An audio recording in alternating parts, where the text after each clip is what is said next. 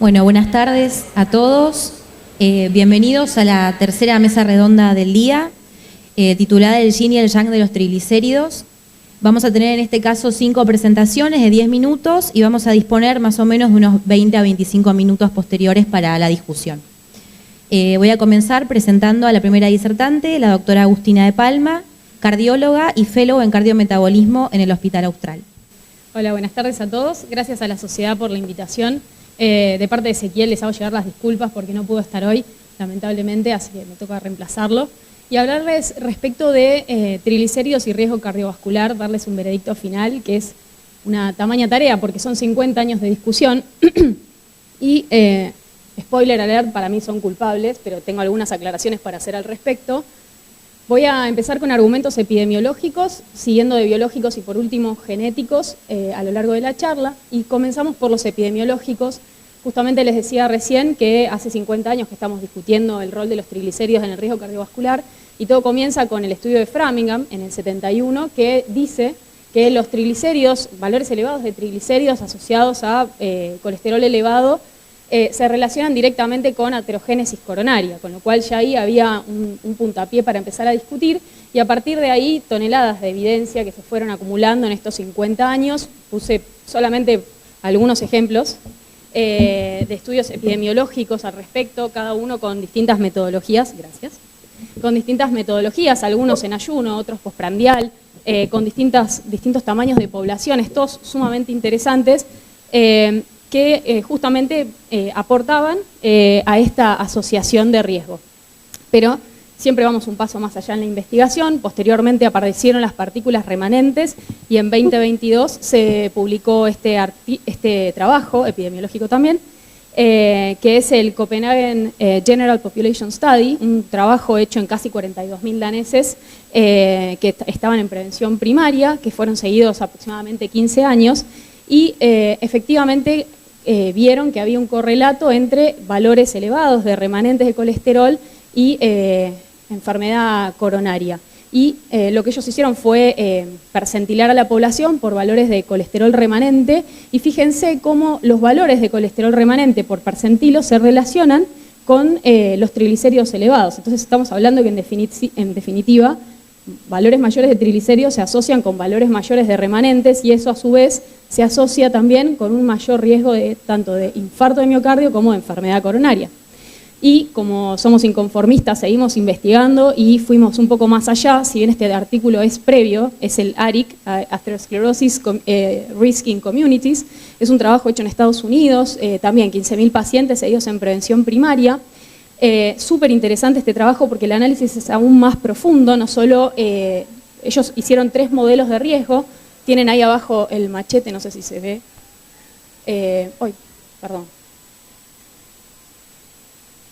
no sé si se ve ahí, ahí está el puntero, tenemos los 3 modelos, modelo 1 por sexo, edad y raza, modelo 2 que se le agrega el colesterol total, HDL, presión sistólica, uso de antihipertensivos, tabaquismo y diabetes, y en el modelo 3 a esto le agregan además también el logaritmo de la concentración plasmática de los triglicéridos, e hicieron el análisis tanto para enfermedad coronaria, no está funcionando el láser, enfermedad coronaria, stroke y eventos cardiovasculares.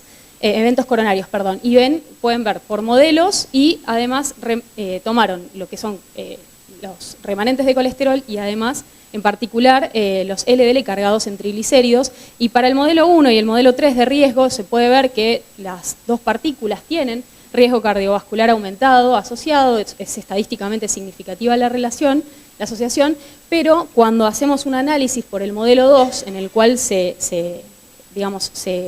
analizan también el resto de los factores de riesgo, se ve que en realidad toma mucho más valor el aporte del LDL cargado de triglicéridos. Entonces tenemos triglicéridos elevados asociados a aumento de los remanentes y en particular de los LDL cargados en triglicéridos, y todo esto estadísticamente significativo, una relación estadísticamente significativa probada. Pero ¿cuál sería el fundamento biológico de todo esto? Esta es una reacción que, bueno, como ustedes pueden ver, tenemos partículas cargadas de triglicéridos, kilomicrones VLDL, que por acción de la lipoproteína lipasa son hidrolizados en remanentes, ácidos grasos y monoacilglicéridos. Y estas partículas remanentes en pacientes predispuestos, vamos a hablar un poquito más adelante de eso, en pacientes predispuestos tienden a estar, las partículas cargadas en triglicéridos tienden a estar elevadas, y cuando se produce una deficiencia en la hidrólisis de estas partículas, aumentan las concentraciones de remanentes que tienen la capacidad por su tamaño de atravesar el endotelio y llegan a la íntima, donde por acción de la lipoproteína lipasa que liberan macrófagos y las células musculares lisas, también son hidrolizados y generan los mismos metabolitos intermedios, ácidos grasos y monoacilglicéridos, que causan citotoxicidad para estas células y además mayor inflamación en la íntima.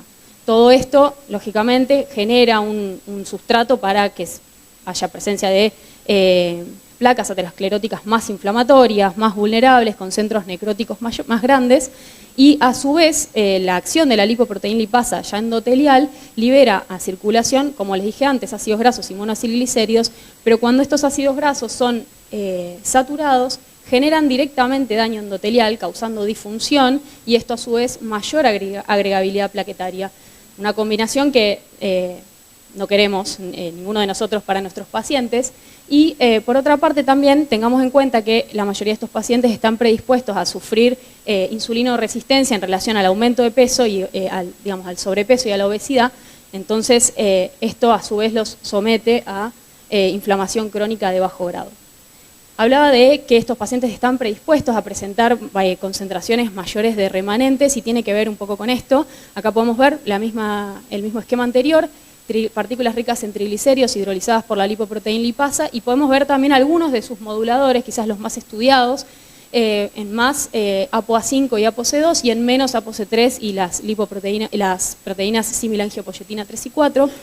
Cuando hay alguna mutación, ya sea en los moduladores como en la lipoproteína lipasa, y la hidrólisis es insuficiente, aumentan las concentraciones plasmáticas de remanentes por ser una hidrólisis incompleta.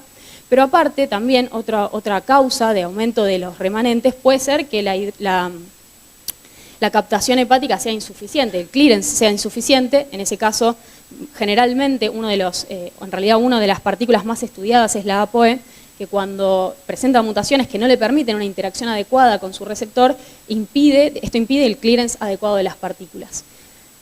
Además, tenemos este gráfico, hablaba recién de las cosas que predisponen a los pacientes a tener partículas remanentes más elevadas. Un poco también tiene que ver con con cambios en los hábitos, aumento del peso corporal, sobrepeso, obesidad, insulinoresistencia, que vienen de la mano. Y la Sociedad Europea de Cardiología y la Sociedad Europea de Aterosclerosis establecieron valores de corte por trigliceridemia, óptimo menos de 100 miligramos de cilitro y en adelante entre borderline y extremos. Y como pueden ver en este gráfico a la derecha de frecuencia, los valores óptimos son los que predominan, pero a partir de los valores borderline hacia los valores extremos, como pueden ver arriba en el recuadro, una de las etiologías más importantes tiene que ver con el aumento de la producción de partículas cargadas de triglicéridos, que son kilomicrones, con dietas demasiado cargadas en hidratos de carbono, y por otro lado también aumento en la producción de VLDL. Por otra parte, fíjense que a medida que nos acercamos a valores extremos, estos valores extremos se asocian directamente con una disminución en la hidrólisis de estas partículas, y tiene que ver con lo que hablamos previamente. Entonces, el veredicto, como les dije antes, para mí son culpables, pero son partícipes necesarios, pero no suficientes. Por ende, son cómplices en el aumento del riesgo cardiovascular. Gracias.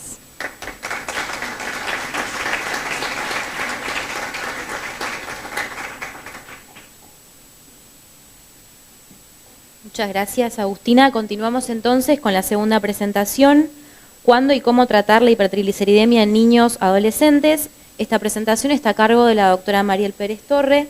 Ella es médica e internista pediátrica, experta en lípidos por la Sociedad Argentina de Lípidos, coordinadora del Grupo de Dislipidemias de Buenos Aires, integrante del Grupo de Trabajo Pediátrico de la Sociedad Argentina de Lípidos, diplomada en lípidos por la Universidad del Bosque de Colombia e integrante del Consejo Directivo de la Sociedad Argentina de Lípidos. Bueno, muchas gracias por la convocación, Walter. Vamos a hablar un poco, esto va a ser muy distinto a lo que viene escuchando ahora en realidad. Primero porque todos los que hablaron son cardiólogos y yo soy pediatra. La pregunta que tengo que responder es cómo o cuándo y cómo tratar las hipertrigliceridemias en los niños y adolescentes. Recordar que es un trastorno muy frecuente en pediatría y que se vincula hoy con el creciente aumento de la prevalencia de obesidad, de sobrepeso y obesidad infantil, y con un mayor estudio sistemático de las anomalías lipídicas en los niños. Yo me voy agachando, ¿viste? No subimos el micrófono. Recordar los valores de referencia que tenemos en pediatría para los triglicéridos. En los menores de 9 años es aceptable un valor menor a 75 miligramos por decilitro, y cuando supera o iguala los 100 miligramos por decilitro estamos ante un valor elevado. Y en los mayores entre 10 y 19 años es aceptable un valor menor o igual a 90 y elevado por arriba de 100. Las hipertrigliceridemias las podemos clasificar en leves, moderadas, severas o muy severas. Las leves tendrían valores entre 130 y no superando los 200, y las muy severas valores mayores a 880 miligramos por decilitro. Recordar un poquito el origen de los triglicéridos, pero lo acaba de comentar la doctora. La forma exógena y el endógena, la exógena a través de la dieta que no es saludable en la mayoría de nuestros pacientitos que presentan estos trastornos, donde a través de la ingesta de grasas trans y de todos los ultraprocesados hay un aumento de los kilomicrones, o sea, a través de ellos se transportan los triglicéridos dietarios, y después a través del circuito enterohepático con VDL cargadas de triglicéridos. ¿Qué es lo que lleva, digamos, a esta hipertrigliceridemia? Ese desbalance nutricional, que es lo más frecuente, que estaría dado por un aumento del consumo de alimentos altamente procesados, ricos en azúcar y una dieta baja en fibras.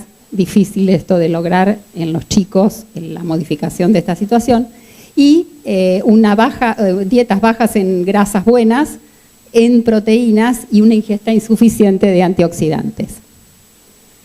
Esto es un poco lo que nosotros hacemos con los pacientes, es tratar de que se, digamos, hagan seguidores de cambios de hábito, y tratamos de eliminar o de hacerles entender que estas dietas son las que producen su sobrepeso, su obesidad y los trastornos lipídicos. Entonces son dietas enriquecidas con fructuosa, donde hay un 10% del total del aporte calórico total.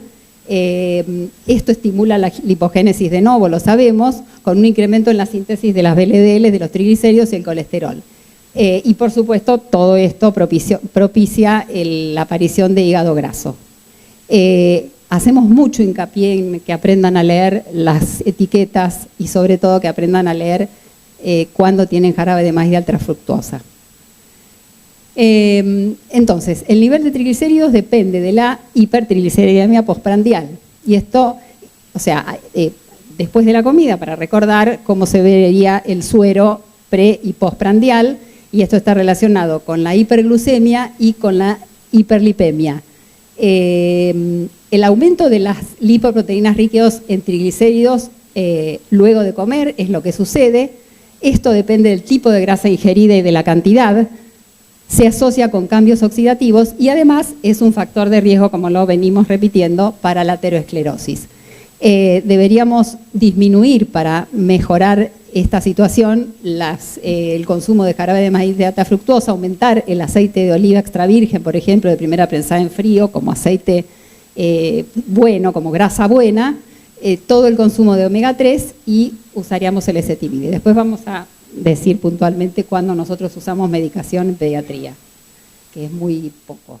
Antes habíamos visto una especie de relojito que un poco resume esto, cómo disminuir el índice glucémico, que es muy importante para disminuir la hipertrigliceridemia, y es habituar al consumo de hidratos de carbono complejos o de vinagre, combinar proteínas y grasas buenas, aumentar el contenido de fibras y educarlos en el tipo de cocción de los alimentos. Esto es un ejemplo de una paciente, una adolescente de 14 años, con un índice de masa corporal en el percentil 85, donde los triglicéridos, no voy a apretar el puntero, estaban en valores elevados y al cabo de 5 o 6 meses de dieta logramos tener valores normales. Para nosotros comprobamos habitualmente, más que frecuentemente, que en las hipertrigliceridemias la mayoría de las veces hay una disminución importante con los cambios de hábitos, sobre todo con la dieta. Bueno, y acá se ve lo mismo, como bajó del percentilo 85 a un percentilo normal. Bueno, parte de lo que estuvimos diciendo recién, las dos maneras de incorporar, de aumentar los triglicéridos, la hiperinsulinemia aumenta la producción de partículas de LDL por inhibición de la acción de la lipoproteína lipasa. ¿Qué hacemos o cuál sería el algoritmo que podemos utilizar? Cuando los triglicéridos están por encima de valores de 130 miligramos por decilitro, o mayores de 100, recordar las diferencias entre pacientes menores a 9 años, o entre 0 y 9, y mayores a 10 años, es el cambio de hábitos y el ejercicio. Nosotros es algo sobre lo que permanentemente insistimos porque vemos los resultados y el descenso a valores normales, como vieron en ese ejemplo del paciente que di. Al cabo de 5 o 6 meses de ver que el paciente está adherido a ese cambio de hábitos, o por lo menos a una dieta bastante más saludable, pedimos un perfil lipídico, que será el primero si solo venía con derivación y sin laboratorio, y lo que hacemos es, si esos resultados tienen valores menores a 200, intentamos seguir aumentando el consumo de fibras, alimentos sin jarabe de maíz de alta fructosa, disminuir los ultraprocesados. Si los valores son entre 200 y menores a 500, ahí trabajamos más ahondando sobre el índice glucémico, tratando de mejorar la microbiota, que esto es muy importante, el aumento del consumo de fibras. Con respecto ya estamos pensando en el tercer valor, si fueran trigliceridemias graves o moderadas a severas, en la ingesta de omega 3, que es muy importante, nosotros no solemos utilizar medicación, trae muchos efectos adversos, los chicos no las toleran, e insistimos mucho en la ingesta o el aumento de ingesta de pescado 2 veces por semana, y eso nos da buenos resultados. Pero bueno, cuando los valores son elevados, consideramos usar los omega 3 y evaluar los fibratos. Repasar la acción de los omega 3 con el estímulo de los piper alfa y de la expresión de la de la adiponectina, lo cual el estímulo de los piper alfas aumenta la beta oxidación y esto mejora la sensibilidad a la insulina, lo mismo que en el caso siguiente. Todas estas acciones de los omega 3 llevarían a una disminución de la inflamación y, como consecuencia, una disminución del hígado graso. Todo niño que tenga los triglicéridos superiores a 500 debe ser derivado al especialista, debe ser derivado a un experto en lípidos. Se considera prudente en pediatría empezar con fibratos en mayores de 10 años. Cuando, digamos, no hemos tenido, como comenté al principio, pasados los 6 meses, no hemos tenido una buena respuesta con la dieta.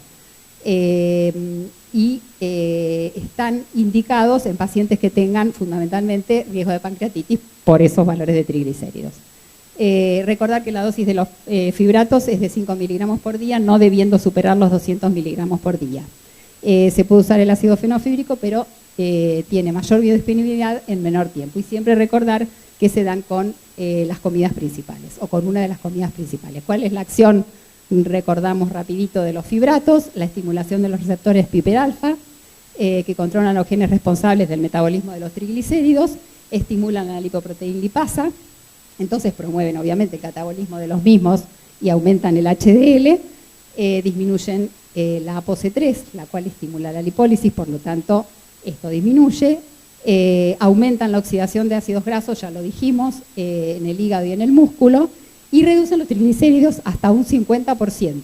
El LDL suelen aumentarlo hasta un 15 o un 20% y cambios mínimos en el LDL, que en general estos pacientes con hipertrigliceridemias no tienen trastornos en el LDL. Son bien tolerados, pero puede haber algunos efectos adversos como mialgias o aumento de las transaminasas leves. Bueno, más de lo mismo, pero en un esquemita. Recordar o instruir a los pacientes y a los profesionales que pueden acceder a la página de la Sociedad Argentina de Lípidos, si es que se piensa en un síndrome de quilomicronemia familiar, sobre todo cuando esos valores de triglicéridos superan los 500, los 800 y a veces los 1000, para que sepan que pueden ingresar por un lado los pacientes y con otro formulario los profesionales, pero le explicamos a los pacientes que a través de ese formulario se puede, si cumplen con los criterios necesarios, se les puede hacer un análisis genético para determinar si esta patología es genética y qué tipo de alteración tienen. Ya estamos. Bueno, las conclusiones. Las hipertrigliceridemias suelen ser diagnosticadas. Es importante el rol del pediatra en la detección temprana de las hipertrigliceridemias primarias o familiares, pero también de las leves y moderadas para poder modificar hábitos. En la mayoría de los casos responden a pautas nutricionales. Nosotros somos muy insistentes con esto porque sabemos que cuando se adhieren al cambio dietético hay modificaciones y se llegan a valores prácticamente normales.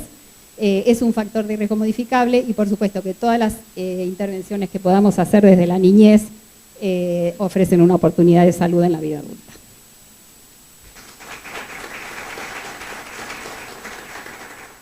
Muchas gracias, doctora. Continuamos entonces con la tercera charla, que se titula Ácidos grasos omega 3, triglicéridos y riesgo cardiovascular, ¿qué debemos conocer? Va a estar a cargo de la doctora Melina Guerín, es médica cardióloga y miembro titular de la Sociedad Argentina de Cardiología, jefa de cardiología del Instituto Cardiovascular LESICA, exdirectora del Consejo de Epidemiología y Prevención de la Sociedad Argentina de Cardiología y miembro de la Comisión Directiva de la Sociedad Argentina de Lípidos. Muchas gracias por la presentación. Gracias especiales a Walter Mazón, que ha trabajado y trabaja muchísimo en esta jornada. Así que hablemos de omega 3. Estos son mis potenciales conflictos de interés.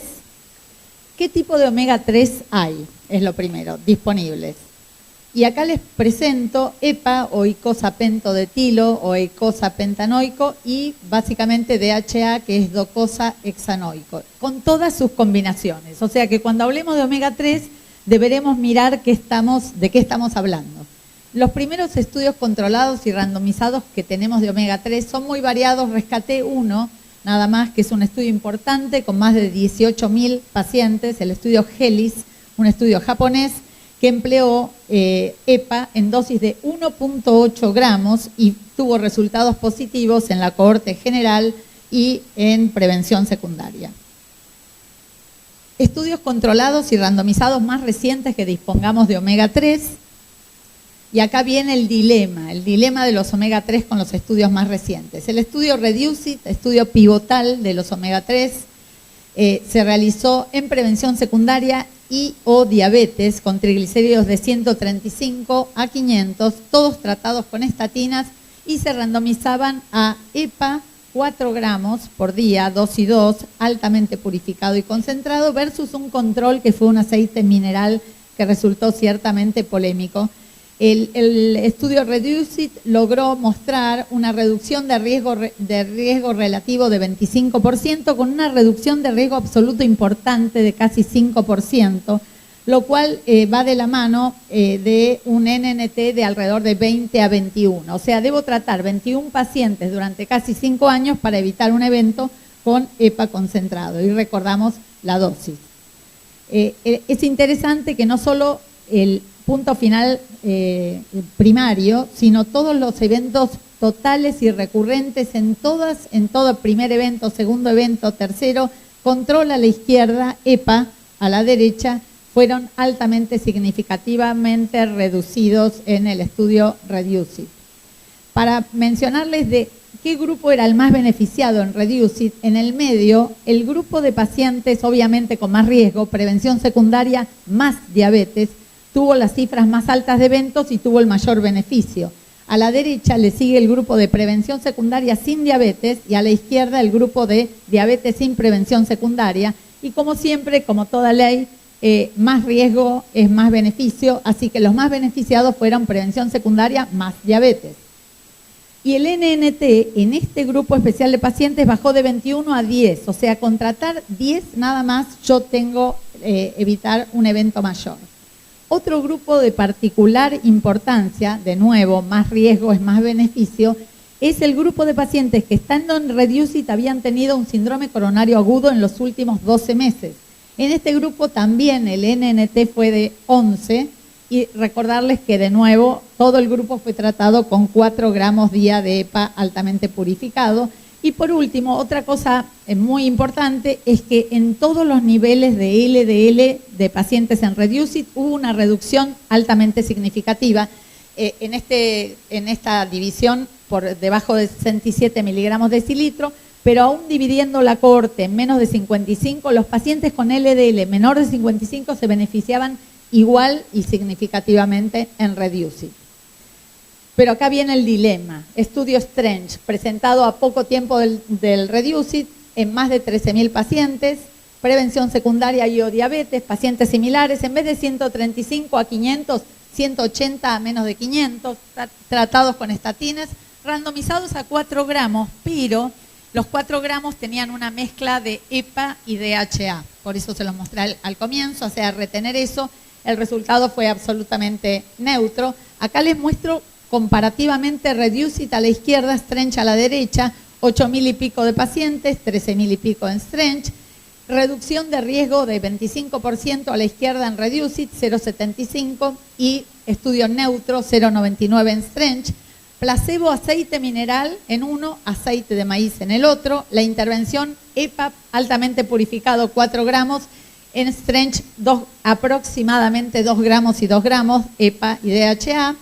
Más pacientes de prevención secundaria estaban en Strange, más pacientes diabéticos, en Reducit, más diabéticos en Strange, y en los dos hubo incremento de fibrilación auricular muy similar, recordar dosis diferentes, y el punto es si el beneficio en uno o el perjuicio en los controles, o sea, si lo que operó el cambio fue el omega 3 era más significativamente potente o eficaz en Reducit, o si el placebo también en Reducit podía haber generado un incremento. O sea, el punto está en el aceite y en el aceite comparador. Ahí está básicamente el dilema. Para mostrarles cifras que tengan idea, los triglicéridos bajaron 20% en ambos. Arriba Reducit, y abajo Strange, 19-20%. El LDL bajó un poco en Reducit y quedó prácticamente neutro en Strange. El ApoB pasó lo mismo, retorna mucho. Y la PCR bajó en ambos 20%, pero en el grupo Reducit, arriba, el aceite mineral generó un 20% o más de incremento, con lo cual la diferencia entre grupos fue de alrededor de 40% en Reducit, uno altamente significativo y el otro neutro. A la par, el estudio Evaporate con el mismo esquema de Reducit nos mostró en 80 pacientes qué pasaba con la placa, y lo que pasaba abajo en verde es que el EPA altamente concentrado y purificado producía cambios beneficiosos apoyando la teoría del EPA y el Reducit. Nada más brevemente les muestro los que se oponían al tema del Reducit como positivamente por EPA. En el estudio que mostró Agustina, el estudio de Copenhagen de población, hizo un tema de mímica, o sea, reprodujo arriba, anidó, digamos, diferenció 5.000 y pico de pacientes que eran tipo Reducit y abajo tipo Strange.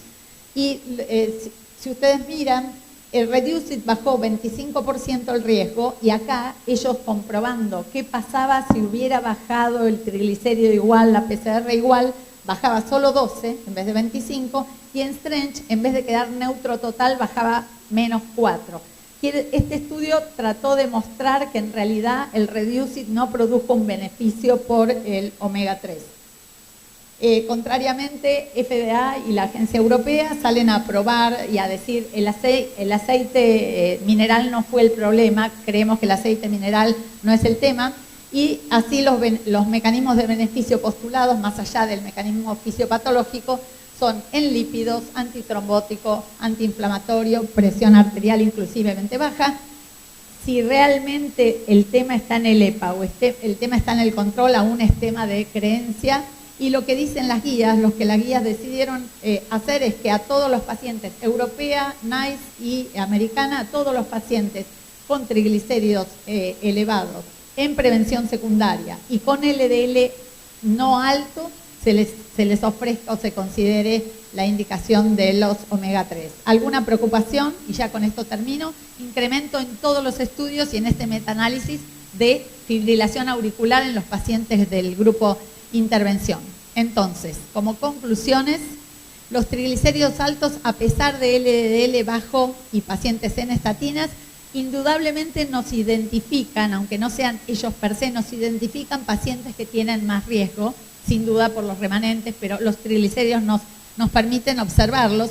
La data sugiere beneficio diferencial utilizando EPA 4 gramos por día.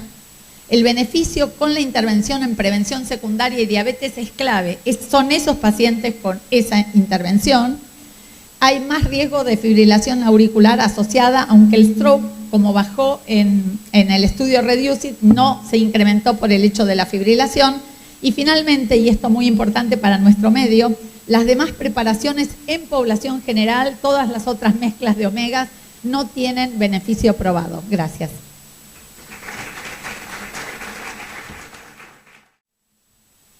Muchas gracias, Melina. Continuamos entonces con la cuarta charla a cargo del doctor Gerardo Eliquir. La charla se titula ¿Qué diagnósticos diferenciales debo contemplar ante un paciente con hipertrigliceridemia grave cuando sospechar síndrome de quilomicronemia familiar? El doctor Eliquir es médico especialista en clínica médica y certificado en hipertensión arterial, experto en lípidos por la Sociedad Argentina de Lípidos, miembro de la Sociedad Europea de Aterosclerosis y de la Red Iberoamericana de Hipercolesterolemia Familiar. Es además expresidente de la Sociedad Argentina de Lípidos y exdirector del Consejo de Aterosclerosis y Trombosis de la Sociedad Argentina de Cardiología. Buenas tardes, gracias Melina por tu presentación. Agradezco al Comité Científico de la Sociedad de Lípidos por su invitación y orgulloso de estar en esta sala tan importante. Así que felicitaciones por la organización.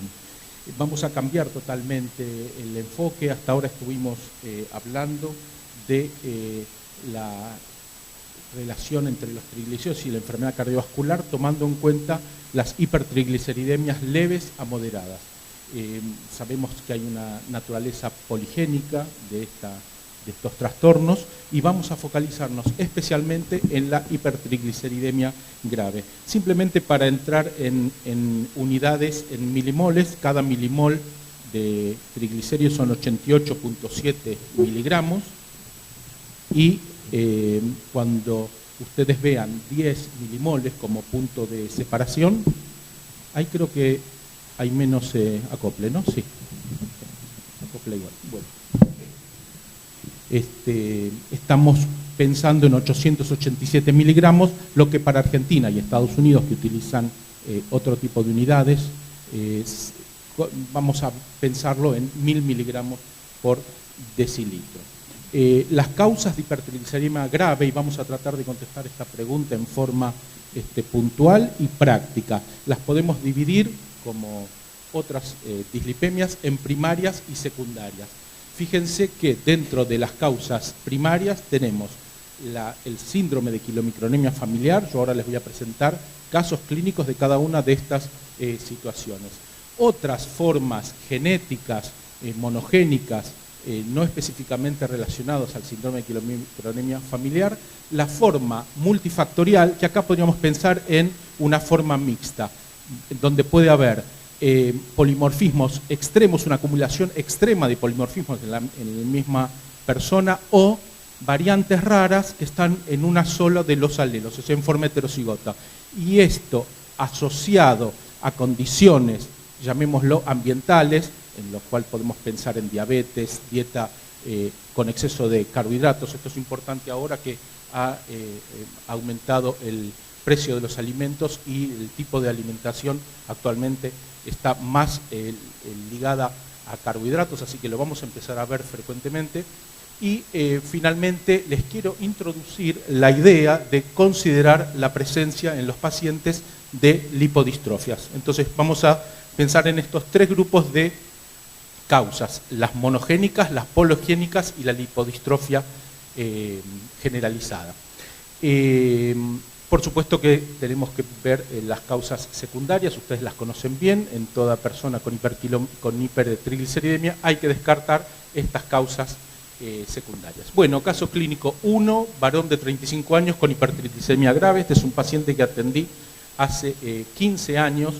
En ese momento no teníamos forma de hacer diagnóstico genético. Piensen que el genoma humano se ha dilucidado a principios de los años 2000. Este es un paciente que empecé a atender en el 2005, así que prácticamente el diagnóstico es clínico, con lo cual ustedes también pueden hacerlo. Se diagnosticó hipertriglicemia grave a los 25 años, los valores estaban elevados desde la juventud, con dolores abdominales recurrentes, algunos de ellos con diagnóstico de pancreatitis. Recuerden que en la hipertrigliceridemia, por interferencia bioquímica, la amilasemia puede dar normal, así que en estos casos hay que pedir lipasemia. Se le hizo una dieta, pero era demasiado estricta y lo llevó a la desnutrición.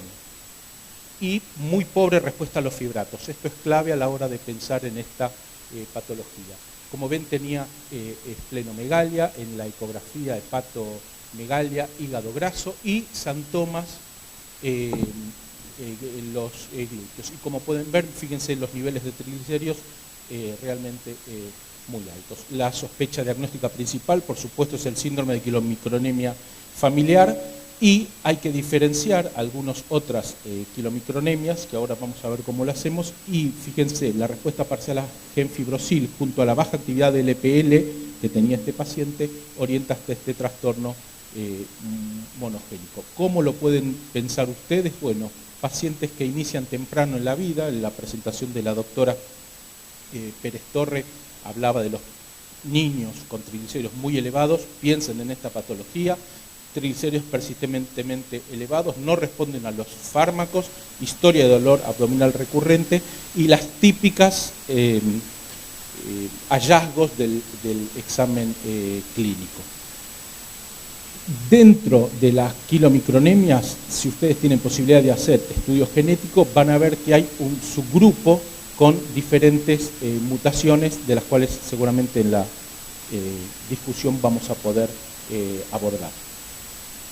Bueno, caso clínico 2, mujer de 47 años con hipertrigliceridemia grave, historia de dolor abdominal recurrente sin causa conocida. Ahora a la distancia podemos pensar que habían sido episodios de pancreatitis, antecedentes familiares de hipertrigliceridemia y fíjense, pérdida de memoria, lagunas mentales, esta bruma que actualmente se reconoce como uno de los síntomas de la quilomicronemia. Había tenido diabetes en el embarazo y en una enfermedad renal no relacionada con esta patología. Fíjense en los estudios para resaltar los triglicéridos cercanos a 3000 y la hiperinsulinemia con una alteración de la resistencia a la insulina.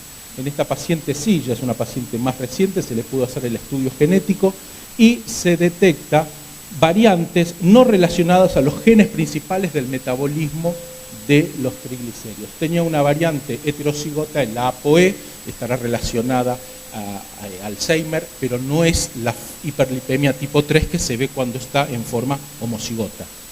Y esto es importante para tenerlo en cuenta porque en las hipertriglicemias severas, fíjense en la columna en la tercera columna, las hipertriglicemias severas, solamente el 1% de las severas son de causa monogénica. Normalmente son variantes raras heterocigotas, como es esta paciente que yo les mostré, o un score de riesgo poligénico extremo. Y por supuesto, en la mitad de los casos no tenemos diagnóstico genético positivo. Tal vez en un futuro, cuando averigüemos más sobre esta patología, podamos modificar este gráfico. En este caso estamos pensando en un síndrome de quilomicronemia multicausal, la combinación de factores genéticos y de factores secundarios. Los triglicéridos pueden mejorar con intervención farmacológica, es el caso de esta paciente, y puede haber la copia de variantes patogénicas, como les dije, y es común de las hipertriglicemias graves. Tengan en cuenta que no cosegrega con niveles lipídicos en familiares, y hay pacientes con triglicéridos normales que pueden tener estas alteraciones genéticas. Por eso, si quieren después lo discutimos al final a las preguntas, estos son pacientes en que el estudio genético no aporta una información adicional relevante. Entonces, de estos dos casos podemos ver el síndrome de quilomicronemia familiar comparado con el de la quilomicronemia multifactorial. Hay diferencia en la fracción lipoproteica alterada en la quilomicronemia familiar, principalmente son los quilomicrones, y en la multifactorial, además de los quilomicrones, los remanentes y las intermedias. Formas monogénicas y formas poligénicas. En la forma quilomicronemia familiar, las variantes son bialélicas, y esto es importante si hacemos estudios genéticos. Por otro lado, en las otras hipertrigliceridemias, la susceptibilidad puede estar dada por un conjunto poligénico. Y esto es importante, ya que hemos hablado de enfermedad cardiovascular y triglicéridos. Fíjense que los síndromes de quilomicronemia familiar tienen un muy bajo riesgo de aterosclerosis, a diferencia de la forma multifactorial. Bueno, este es la única caso que presento una foto, porque quiero que les quede grabado la forma que tiene el cuerpo. Esta es una paciente con dislipemia, enfermedad renal, disglucemia con resistencia a la insulina. Fíjense, si ustedes quieren tomar en cuenta el OMA, y si no la hiperinsulinemia, e hígado graso, con una enfermedad renal que lo lleva a proteinuria de 620 miligramos en 24 horas y creatinina elevada. Estudio genético en busca de lipodistrofia. Se le detecta una variante en el gen PLIN1. No vamos a entrar a hablar demasiado de lipodistrofias, estamos en tiempo. Bueno, solamente mencionarles como diagnóstico diferencial de las hipertrigliceridemias. Quiero que recuerden esto, las principales señales, y como última diapositiva, estas tres formas para hacer diagnóstico diferencial. Yo se los dejo acá en la diapositiva mientras hacemos el cambio de disertante, para que lo puedan ver y lo discutimos más adelante. Muchas gracias. Bueno, pasamos entonces a la última presentación, que se titula Disponemos de nuevos tratamientos para la hipertrigliceridemia grave. Esta presentación está a cargo del doctor Juan Patricio Nogueira. El doctor es especialista en medicina interna y endocrinología, es doctor en nutrición en la Universidad de Marsella, Francia, y postdoc de la Universidad de Florida. Es investigador adjunto de CONICET, expresidente de la Sociedad Argentina de Lípidos y presidente de la Federación Argentina de Sociedades de Endocrinología.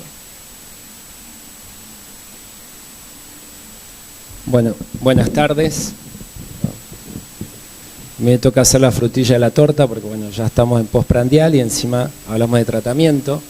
Quiero agradecer de nuevo a la SAL por mantener este espíritu federal. Este año incorporamos 2 formoseños, primero Gustavo Pereira Cini y mi caso, así que bueno, de nuevo gracias al comité organizador. Vamos a tratar de ir al grano. Esto es un poco el programa. Vamos a hablar un poco de inhibición de la ApoC3, inhibición de la angiopoietina 3 como target terapéutico, inhibición de la MTP y inhibición del el uso de análogos del growth factor 21 y lógicamente la conclusión. Estamos en este nivel de triglicéridos 885 y todo lo que le voy a mostrar ahora quiero que lo interpretemos de la siguiente forma. Por un lado, la reducción o porcentaje de reducción de triglicéridos, por otro lado, el porcentaje de reducción de proteínas target, principalmente ApoC3 o angiopoietina 3, y el tercer factor que debemos tener en cuenta, si esa reducción tanto de triglicéridos o de proteínas target ApoC3 o angiopoietina 3 baja pancreatitis. Acá para triglicéridos elevados, la pancreatitis sería el equivalente al MACE como para el colesterol. Entonces, tengamos en cuenta esos 3 parámetros para interpretar los estudios clínicos. Para inhibir la ApoC3 tenemos que recordemos que la ApoC3 actúa tanto en la secreción de VLDL, actúa inhibiendo la lipoproteinipasa y también bloqueando el catabolismo independiente de la lipoproteinipasa. Entonces, si bloqueamos la ApoC3, vamos a mejorar todos estos parámetros fisiopatológicos. Recordemos el volanesorsen, que es un oligonucleótido antisentido, que lo que hace es frenar la síntesis con una simple hebra a nivel nuclear de ApoC3. El primer estudio en 2019, el estudio APPROACH, pacientes con síndrome de quilomicronemia familiar, 33 pacientes en la rama volanesorsen versus placebo, 52 semanas, y fíjense cómo la reducción tanto de triglicéridos como de ApoC3 es superior al 70%. Después sigue el estudio COMPAS, publicado en Lancet en el 2021, 114 pacientes, pero estos son pacientes con la forma multifactorial, 76 con volanesorsen y 38 con placebo, 26 semanas. Muchas gracias. Y vemos también una reducción de triglicéridos y ApoC3 superior al 70%. Hasta ahora, digamos, una imagen en espejo entre SQF y la forma multifactorial. El estudio OLE, como saben, en todos estos estudios se hace el estudio de seguimiento, tanto del APPROACH, del COMPAS, como de los naïf de tratamiento, a 2 años de seguimiento. En color negro vemos los pacientes naïf de tratamiento a 2 años y vemos como claramente hay una reducción inicial de 60 o 70% y se mantiene a 2 años cercano entre el 45 y 50% de triglicéridos. Cuando acoplamos el COMPAS y el APPROACH, fíjense que tenemos una imagen similar, 45 a 50% a 2 años de reducción de triglicéridos. Mencionaba Gerardo la lipodistrofia como causal también de hipertrigliceridemia severa, el estudio Broaden en pacientes con lipodistrofia e hipertrigliceridemia, fíjense 41 pacientes con lipodistrofia a 12 meses y cómo baja, lo ven en ese gráfico de barras, 88, 74 y 57% a 12 meses. ¿Qué sucede con el olezarsen? Este es el estudio Balance, recientemente publicado a dosis entre 50 y 80 miligramos. Bueno, el olezarsen, bueno, ahí ven una reducción de 45-55% con dosis de... Sí, más para acá. 45-55%, reducción de triglicéridos y ApoC3, 65%. También baja pancreatitis, ¿sí? Entonces, fíjense si hacemos un resumen. Triglicéridos, el APPROACH, 77%, ApoC3, 84%. El Balance con olezarsen, 45% de triglicéridos y ApoC3 superior al 70%.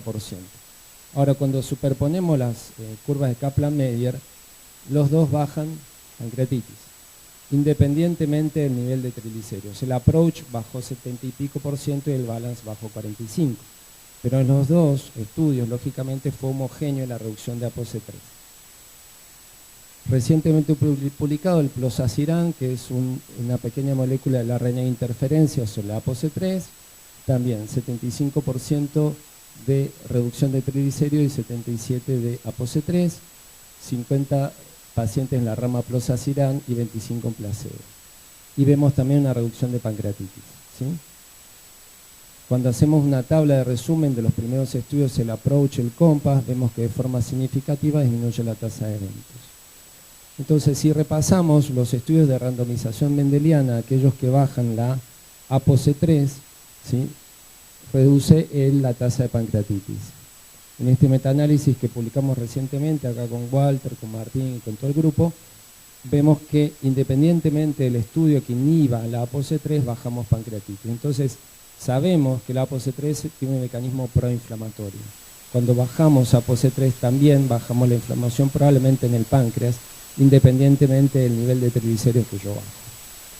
Eso es una hipótesis. La otra proteína target es la angiopoietina 3. Acá aprendimos que la angiopoietina 3 actúa también en secreción de ApoB, inhibe la lipoproteinipasa, que sabemos que es una lipasa que sobre todo tiene acción de lipasa, y participa en el catabolismo a nivel hepático, pero por un mecanismo que es independiente de los receptores de LDL, y también tiene una inhibición sobre la lipasa endotelial, que es una lipasa que tiene acción más de fosfolipasa.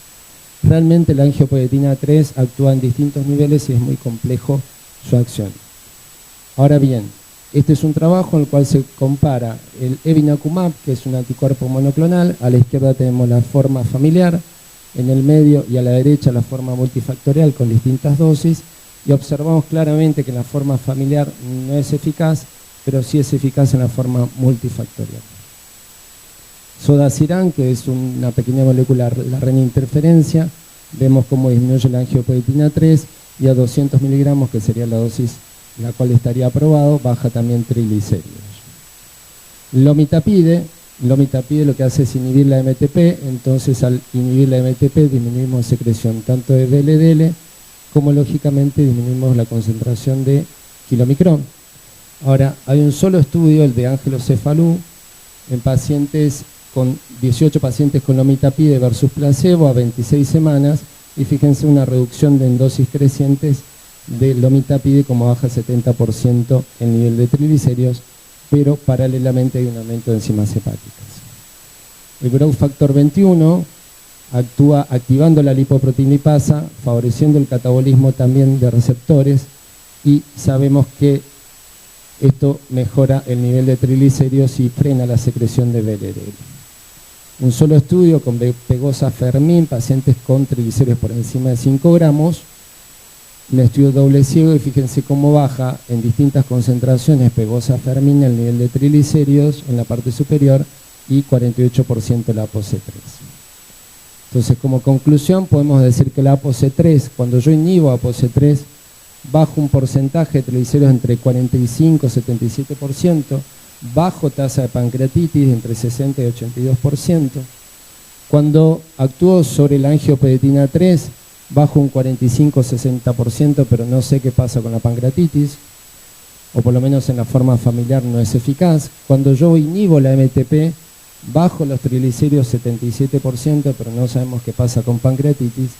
Y cuando utilizo un análogo del growth factor 21, bajo triglicéridos 70%, pero no sé qué sucede con la pancreatitis. Muchas gracias por su atención. Esto es el Bañado de la Estrella en mi provincia, así que cuando quieran las invitamos. Bueno, muchas gracias a todos por las disertaciones y gracias también a la gente que está en YouTube. Estábamos justamente viendo las preguntas. Y vamos a arrancar con Mariel. Hay una pregunta en el público. Una pregunta en el público respecto de ayuno en pacientes pediátricos. ¿Cuál es la respuesta y la adherencia en algún punto también? ¿Será con respecto a la toma de la muestra de los triglicéridos? Con respecto a eso preguntan, como tratamiento, me surge a mí la duda, ¿como tratamiento se instaura esto para los pacientes? En pediatría el ayuno tiene indicaciones específicas y generalmente está relacionado con trastornos neurológicos o alguna patología especial. Nosotros no recomendamos ni usamos ayuno intermitente en los chicos. Bueno, y con respecto al ayuno para la toma de muestras, y es eso lo que preguntaban, no se hace más ayuno de 12 horas. A partir del estudio Copenhague del 2014 se vio que esto no era una situación real, entonces se toma el ayuno habitual de 6 u 8 horas. Y se puede tomar la muestra también sin ayuno, y a eso se le agrega un 30 miligramos más al valor que nos da el laboratorio.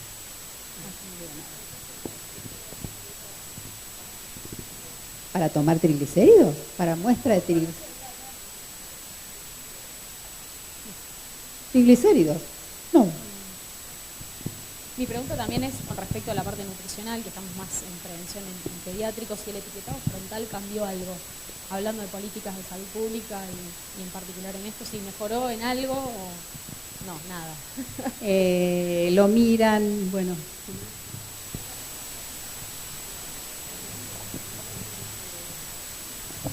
Que tenemos, buenas tardes, resultados de la aplicación en Chile, todavía no están los resultados de la Argentina, y en Chile observaron que hubo una disminución del consumo en función del uso de los sellos frontales, y en Argentina, como que lleva poco tiempo de implementación, todavía no hay resultados. Incluso están hablando con poquito tiempo de escucharlo, de leerlo, de tratar de modificarlo al modelo que se usa en Brasil, que sería más eficiente. Solo está en proyecto. Agrego para Gerardo la pregunta, ¿cuándo hacer el estudio genético, considerando que a veces puede no ser tan puede generarnos, digamos, puede no ser tan lineal la presencia de mutaciones y el cuadro clínico del paciente. Vamos a enfocarlo desde un punto de vista práctico. El estudio genético tiene importancia en la sospecha de síndrome de quilomicolemia familiar, porque eso puede permitir al paciente acceder a las drogas nobles que presentó y otras. Lo mismo con lipodistrofia, porque hay posibilidades de reemplazo de leptina con un análogo, la metreleptina, y una de las necesidades es hacer un diagnóstico. En las hipertrigliceremias multifactoriales el estudio genético no está indicado, además ya les mostré, la mitad de los casos el test genético no da resultado, y el uso de score de riesgo poligénico, hay mucho solapamiento entre sanos y patología y enfermos, entonces no tiene un aporte ni para el diagnóstico ni para el tratamiento. Gracias. Después para Juan, indicaciones en el tratamiento para hipertrigliceridemia en quilomicolemia multifactorial. Bueno, creo que está demostrado hasta ahora, a la luz de la evidencia, que para la forma familiar la inhibición de la ApoC3 es la eficaz. Y puede ser algo el lomitapide, pero el hecho de no saber qué pasa con la pancreatitis es como que deja un poco de duda. Entonces, es una forma de responderte también a la pregunta, que la forma multifactorial sin duda puede favorecer la inhibición de la angiopoietina 3, ya sea con anticuerpo o con pequeña molécula de la RNA interferencia, el lomitapide y probablemente el growth factor 21. También la ApoC3, también la ApoC3. Hay un estudio que es el MUIR-2 con inhibición de ApoC3 en hipertrigliceridemia moderada, por eso no lo presenté, pero también podría ser eficaz, la multifactorial. Y también tenemos el estudio COMPAS con Bolaños-Sousa. Okay, gracias. Meli, para vos, bueno, hay una pregunta respecto de si está probado la fibrilación auricular con lo de los omega 3, si está demostrado, y cuál sería también la fisiopatogenia, si es que hay... Sí. Aparentemente los omega 3, los EPA, aceleran unas piezoproteínas que hay a nivel de los canales de las células, y los DHA la enlentecen. O sea, tienen impacto en la velocidad en ese nivel de esas piezoproteínas. Esa sería la forma en que trabajan, digamos. Hay algún metaanálisis que fue neutro, pero la mayoría de los estudios coinciden realmente alineados con que la fibrilación auricular se incrementa entre 1.2 de Hazard hasta 1.70. Interesante que ahora en una presentación justo de Koch, de Rey, respecto a este tema, como REDUCE-IT redujo todos los eventos cardiovasculares vinculados a lo coronario, vascular, arterial, redujo también el stroke como 28%. Entonces, aunque incrementó la fibrilación auricular, en definitiva, al final, era sobrepasado por el beneficio de la reducción del stroke, que sería no por embolia, ¿no? Claro. Pero igual, siempre en las guías actualmente ponen considerar la posibilidad del riesgo incrementado de fibrilación auricular, que realmente está, y lo último es dosis dependiente. En los estudios con dosis bajas, la fibrilación auricular casi no estaba, y en los estudios todos con dosis altas está. El problema es que los estudios con dosis bajas no probaron beneficio, así que uno debería elegir entre lo menos malo. Claro. Otra pregunta para Mariel. Preguntan si EPA en niños está estudiado. Preguntan en el chat. Si está estudiado el beneficio. Sí. En realidad estamos haciendo, digamos, experiencia en ver que clínicamente, cuando tienen los triglicéridos elevados, con el aumento de la ingesta, pero en pediatría, con respecto a todo esto que ustedes llevan años estudiando, no hay mucha evidencia todavía. Claro. Más allá de lo alimentario, lo nutricional que vos comentaste. Que realmente la respuesta es la que obtenemos y que es satisfactoria y que creo que deberíamos justamente ocuparnos mucho de eso porque les aliviaríamos mucho trabajo a ustedes y sobre todo mejoraríamos la calidad de vida y la sobrevida de los adultos. Tal cual. ¿Alguna pregunta por parte del público? Hola, quería hacer referencia a lipodistrofias, doctor Eliquit. Vengo de Salta, tengo un grupo, estamos estudiando con la doctora Carla Muso, un grupo cerca de 30 pacientes con lipodistrofia parcial congénita. Lo que vimos, cuatro pacientes estudiados genéticamente negativos, pero fenotipo compatible. Creemos que hay un efecto fundador y que hay genes que o no los tenemos o no fueron estudiados. Lo que me llamó la atención, cuando uno tiene un pool de pacientes, quizás empieza a ver el fenotipo, cómo se presentan. Y vimos, si bien tienen hígado graso, lo que a mí me llamó la atención es el eventos cardiovasculares precoces con aterosclerosis muy severa. Hemoglobinas glicosiladas muy altas, algunos con proteinuria, algunos con enfermedad renal crónica, y cuando pedimos fondo de ojo, la mayoría es fondo de ojo normal. El comentario es que quizás uno piensa que esta patología no se ve y la tenemos en el consultorio, y lo digo después de haber encontrado a muchos de esos pacientes, eran mis pacientes, algo me parecía que estaba mal, que eran raros, hasta que después aprendí.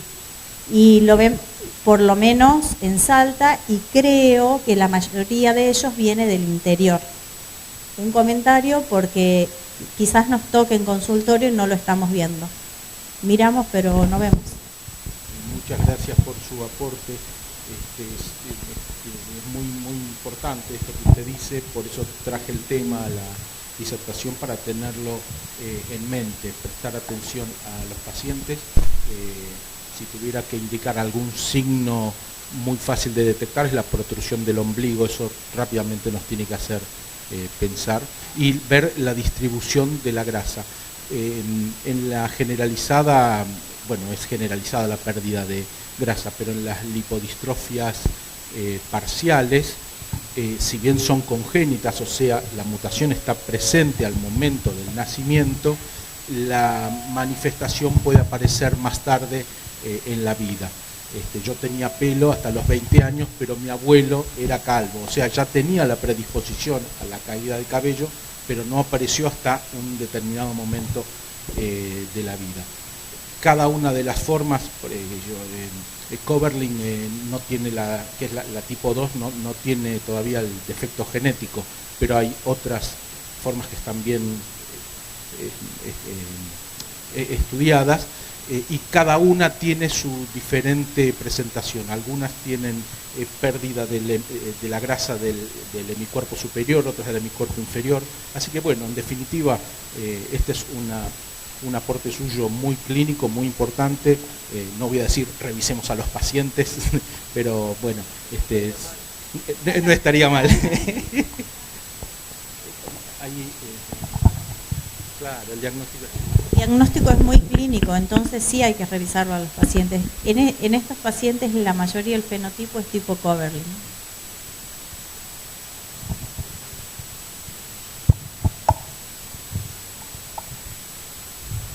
Bueno, agrego, antes se lo había preguntado a Mariel, pero ahora para la mesa, en realidad, porque vienen preguntando acá en el grupo, en el chat, perdón, por ayuno intermitente, para cualquiera que tenga ganas de hablar del tema, ayuno intermitente y triglicéridos. Plantearon también síndrome metabólico, pero quizás está más orientado pensándolo en triglicéridos.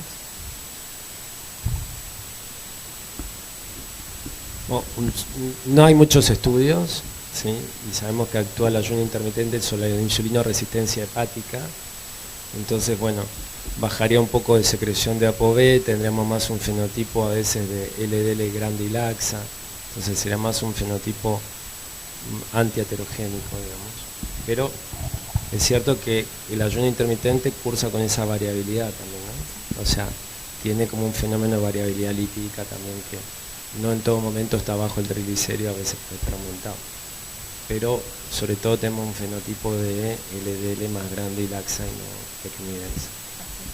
Gracias. Acá preguntan también por normativas para protegernos contra fabricantes de alimentos obesogénicos. Es una pregunta un poco amplia que quizás excede a la mesa en sí, pero bueno. Por ahí lo importante es destacar la educación nutricional de los pacientes en todos los niveles, en todas las especialidades, que hay mucha desinformación y que bueno, que eso es lo que va, un trabajo multidisciplinario, ¿no? Y la lipidología es muy transversal, entonces necesita de todos educando a ese nivel. Gracias, Sil. Y te quedaba otra pregunta. Bueno, si no hay más preguntas del público, yo quería hacerle una consulta nada más a Mariel. ¿Cuál es tu experiencia respecto de la adherencia de tus pacientes y de la familia, sobre todo a las medidas higiénico-dietéticas? ¿Y qué pasa cuando no tenés esa adherencia en menores de 10 años? Si se medican o cómo lo manejan.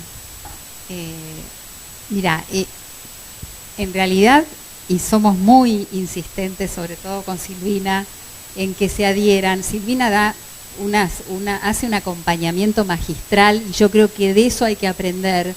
Yo aprendo de ella y creo que varios, porque ella genera o sea, la manera de que se adhieran, y lo noto en la práctica personal, es cuando vos generás lo que pasa con todos nosotros y los pacientes. Si el paciente se fue del consultorio escuchando que no lo retaste, que no lo estás juzgando, que querés acompañarlo, que es difícil, que le va a costar un montón, pero que todas esas cosas van a redituar en un beneficio. Si es un adolescente, te la regalo. Si es una mamá o un papá que no pueden con los límites, también. Pero es un trabajito que se puede hacer. Es enriquecedor y placentero hacerlo, y se puede hacer, solo que hay que tener mucha paciencia. Yo ya a esta edad, 61, en algunos momentos la estaría perdiendo con algunos adultos, familiares, pero lo intento. Y si no, lo hago con los chicos solos. Los chicos se enganchan, los chicos se entusiasman, y bueno, es un trabajo que se hace así. Silvina lo empezó a descubrir haciéndolo, yo la sigo y creo que muchos lo hacemos, y es lo único que se puede hacer. Y se enganchan, hay que tener paciencia, no será un mes, no será la segunda consulta, vuelven otra vez con unos kilos de más, o sin la dieta, o no puedo comer. Pero si se enganchan, vuelven, se puede hacer, hay que tener paciencia. Bueno, por ahí agrego solamente que no soy la única, pero lo que creo es que lo que se necesita el paciente, sobre todo el paciente pediátrico, es el estímulo, el acompañamiento y el enseñarle. O sea, uno hace las cosas y entiende por qué las tiene que hacer. Pero bueno, como dije antes, es una tarea de todos, en equipo. Bueno, le damos muchas gracias a todos, gracias a los disertantes.